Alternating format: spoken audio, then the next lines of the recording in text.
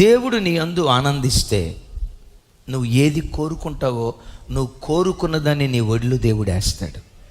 నా పిల్లల విషయంలో ఈ సహాయం చేసి పెట్టు అయ్యా, నా ఉద్యోగ విషయంలో నాకు ఈ సహాయం చేసి పెట్టు అయ్యా, నా కుమార్తె వివాహ విషయంలో ఈ సహాయం చేసి పెట్టు అయ్యా, నా ఇంట్లో ఈ సమస్య చేత కొట్టుమిట్టాడుతున్నాను, ఈ సమస్యను పరిష్కరించు అయ్యా అని ఏ లోయ నిమిత్తం నువ్వు దేవుని సన్నిధిలో ప్రార్థిస్తావో, నీ కుటుంబంలో కుటుంబ ప్రార్థన జరుగుతూ ఉంటే ఆ ప్రార్థన ద్వారా నీ ఇంటిలో ఉన్న లోయలన్నీ దేవుడు పూడుస్తాడు. నీ ఇంట్లో ఏ కొరత ఉందో నాకు తెలియదు, సంతానం కొరతగా ఉందా, యేసు నామం పేరిట కుటుంబ ప్రార్థన ద్వారా ఆ కొరతను దేవుడు తీరుస్తాడు.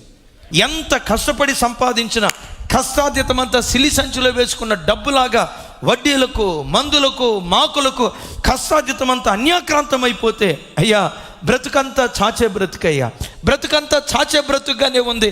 ఆర్థిక పరిస్థితులు నా కుటుంబంలో లోటుగా కొదువుగా ఉన్నాయి. కుటుంబ ప్రార్థన బలిపీఠాన్ని కట్టుకో, యేసు నామం పేరిట ఆ లోయలన్నీ దేవుడు పూడ్చటం ప్రారంభిస్తాడు.